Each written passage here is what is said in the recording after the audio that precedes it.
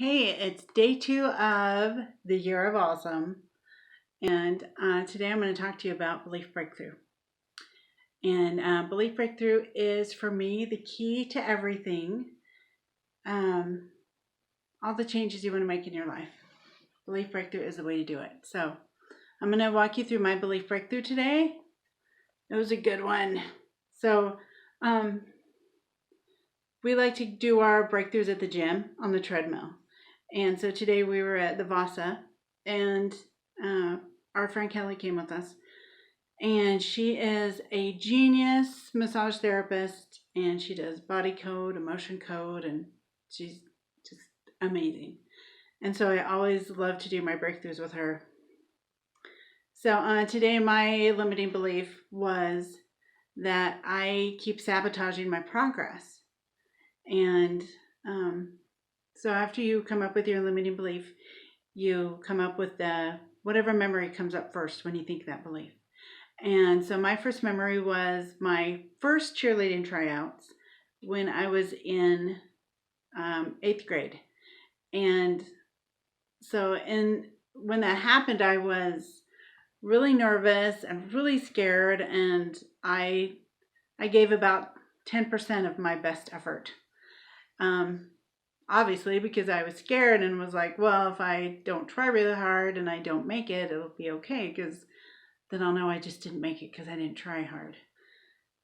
So of course I didn't make it because I was terrible. And then the next year I tried out again and I gave it 100%. And the second year I made it, and it was like, well, duh, you gave it 100%.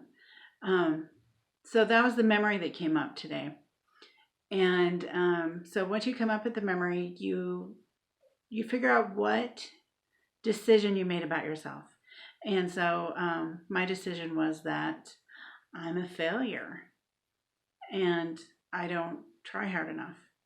And so then we did another layer. And so then my new memory for the second one was when I was in kindergarten, I liked this boy who was in my class. I don't know why I was liking boys when I was 5. I don't know what that was about. But he was a lot taller than me, and our teacher was dividing our groups into tables by how tall we were. So when she had us all stand behind our chairs, and then she sorted us by height, and I stood on my tiptoes so that I could sit with this cute tall boy. And so that's the memory that came up for that one. And I realized that when I did that and got away with it, I decided that I was a fraud, a little 5-year-old fraud. And so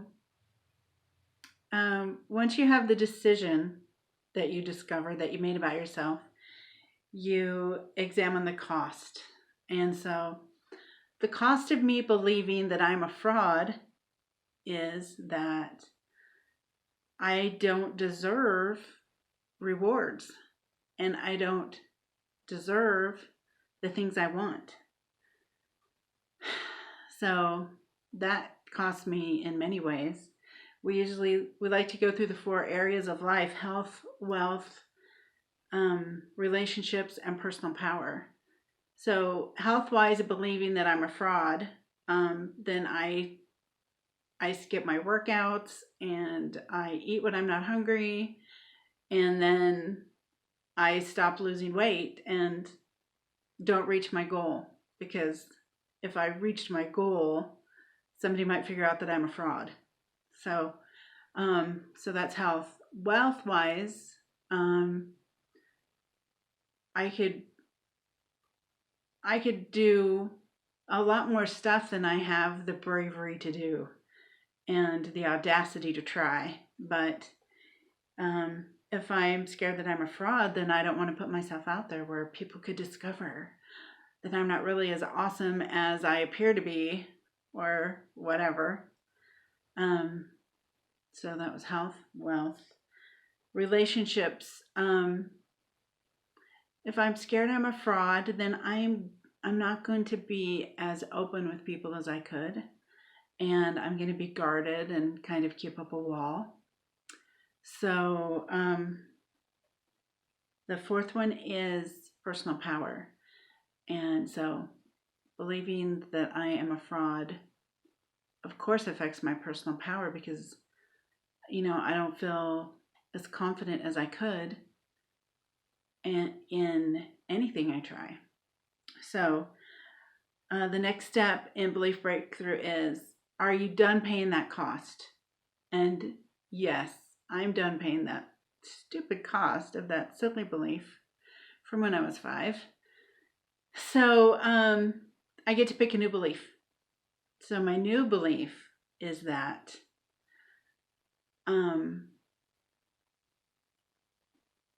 I am a student and a leader. And when I learn from going through my efforts to succeed and my sabotage that I'm dealing with, as I resolve these things and learn how to get through them, then I become a better teacher and a better leader, and I can help others get out of their own cases of self-sabotage. So it's actually a good thing because it makes me a better person. It makes me have more understanding of other people and of myself. So it's actually a lesson that I can learn from. So that's my new belief. And then my next inspired step, which is what I chose next, was to make a list of all the things I'm learning from my current episode of self-sabotage. And I made a really good list. I'm pretty happy with it. So I came home and did it. I came home from the gym and wrote my list right away so I would do it. Because really doing your inspired next step is pretty much the most important part of belief breakthrough, because if you don't do the next inspired step, it just is almost like you did it for nothing. So, and also the other step is to go back and rewrite your memory or reinterpret it with the help of a trusted advocate.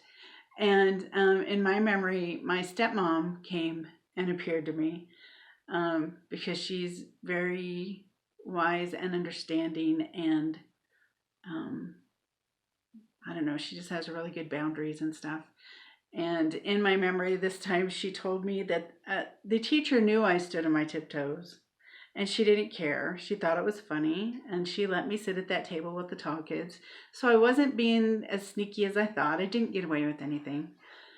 And that it was okay that I was determined to work towards what I wanted to get. And so that's how I reinterpreted that memory.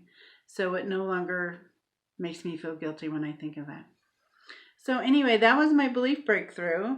And I try to do one of those every single day. And it's how I've turned my life around in the last year. And maybe tomorrow I'll tell my backstory of where I was a year ago compared to today, because it's pretty drastic. So anyway, thanks for watching day 2 of the Year of Awesome. And I will see you guys tomorrow. Have a great day.